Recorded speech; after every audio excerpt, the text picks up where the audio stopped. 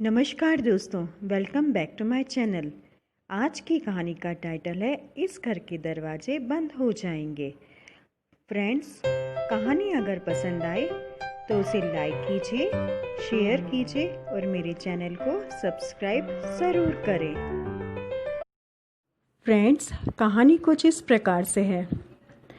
सुरभि, पापा का फ़ोन आया था। माँ की तबीयत ठीक नहीं है, इसलिए इलाज करवाने शहर आ रहे हैं। उनके खाने पीने रहने की अच्छी व्यवस्था कर देना। पापा को बीपी की प्रॉब्लम है और माँ को डायबिटीज़ है, इसलिए खाने पीने का अच्छी तरह से ध्यान रखना। उनकी ज़रूरत की जो चीज़ें ना हो वो बता देना, लिस्ट बना देना, मैं लेते आऊँगा, रोहन बोला। सुरभि ने रोहन के जाते ही झट से अपनी मम्मी को फ़ोन लगाया। मम्मी, मेरे लिए तो समस्या आन पड़ी है। मेरे सास ससुर जो 4 महीने पहले ही आए थे, अब फिर आ रहे हैं, तो सारा दिन काम ही काम। ना प्राइवेसी रहेगी, ना ही मनपसंद के कपड़े पहनने को मिलेंगे।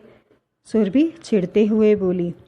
माँ भी बेटी को अच्छी सीख देने की बजाय गलत सलाह देने लगी। अरे, बीमार होने का बहाना कर काम से छुटकारा पा लेना। दूसरे दिन सुरभि ने मुंह बनाकर सामान की लिस्ट रोहन को पकड़ा दी। रोहन गुस्से में बोला, माँ पापा के सामने इस तरह मुंह बनाकर घर का माहौल खराब करने की कोशिश मत करना। एहसान करने की ज़रूरत नहीं है। कौन सा ज़्यादा काम करना पड़ता है तुम्हें? माँ तुम्हारे हर काम में मदद करती हैं। उनके आने पर सलवार सूट पहनने में क्या समस्या है?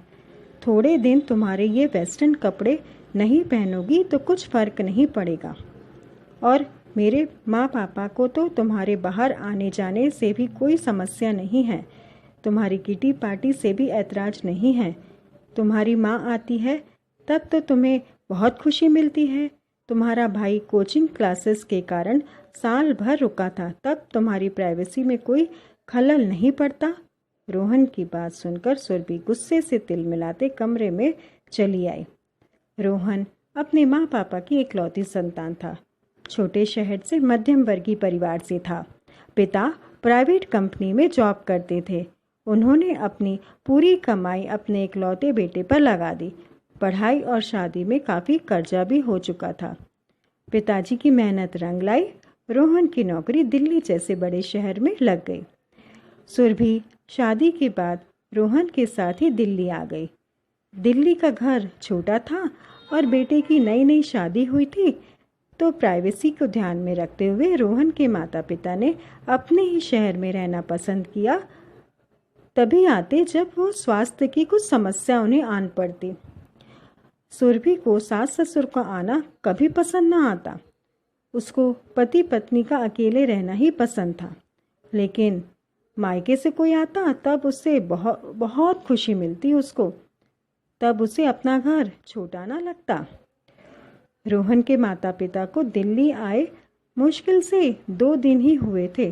सुरभि ने बीमारी का बहाना करते हुए रोहन से बोली, आज मेरी तबीयत ठीक नहीं है, इसलिए आप खाना बाहर से मंगा लेना। तब सासू माँ बोली, सुरभि तुम जाकर आराम करो, मैं कुछ हल्का खाना बना लूँगी। तभी रोहन बोला, माँ आपकी तबीयत ठीक नहीं है, आप भी खाना मत बनाइए, मैं खिचड़ी बना लूँगा। रोहन के माता पिता को सुरभि का स्वभाव पता था। जानते थे कि उनका यहाँ आना सुरभि को पसंद नहीं है, इसलिए डॉक्टर को दिखाने के बाद वह जल्द से जल्द घर जाना चाहते थे। लेकिन रोहन ने यह कहते हुए रोक लिया कि माँ पापा, हम नई गाड़ी लेने वाले हैं, आप लोगों को रहना ज़रूरी है। रोहन ने नई गाड़ी में अपने बगल वाली सीट में अपने पिताजी को बैठने को कहा। रोहन की माँ और सुरभि पीछे वाली सीट पर बैठे। यह बात सुरभि को बिल्कुल पसंद नहीं आई और सारे रास्ते मुंह बनाकर आई। घर आकर रोहन ने स्पष्ट शब्दों में सुरभि से कहा, मैं अपने माता पिता की इकलौती संतान हूँ। मैं उन्हें बुढ़ापे में, बीमारी में अकेला नहीं छोड़ सकता। मेरे माता पिता ने तुम्हें हमेशा अपनी बेटी की तरह समझा है, आज उन्हें हमारी सबसे ज़्यादा ज़रूरत है। उन्होंने अपना सब कुछ मुझे बड़ा करने में, पढ़ाई करने में लगा दिया। अब मेरी बारी है उनके लिए कुछ करने की, उनका सहारा बनने की। रही बात प्राइवेसी की, तो जल्द ही लोन लेकर बड़े घर लेने की व्यवस्था करता हूँ। मैं तुम्हारे रिश्तेदारों को प्यार और सम्मान देता हूँ, उसी तरह तुम्हें मेरे माता पिता का सम्मान करना चाहिए, उन्हें पूरा सम्मान देना होगा। यह बात तुम जितनी जल्दी समझ जाओगी तुम्हारे लिए अच्छा होगा, नहीं तो आज के बाद तुम्हारे घर वालों के लिए भी इस घर के दरवाजे हमेशा के लिए बंद हो जाएंगे। सुरभि ने रोहन का ये रूप पहली बार देखा था। उसने अपनी भलाई समझी और चुपचाप खाना बनाने किचन का रुख कर लिया।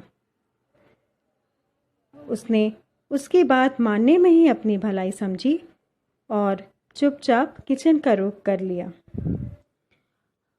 फ्रेंड्स, अगर कहानी पसंद आए तो उसे लाइक कीजिए, शेयर कीजिए और मेरे चैनल को सब्सक्राइब ज़रूर कीजिए।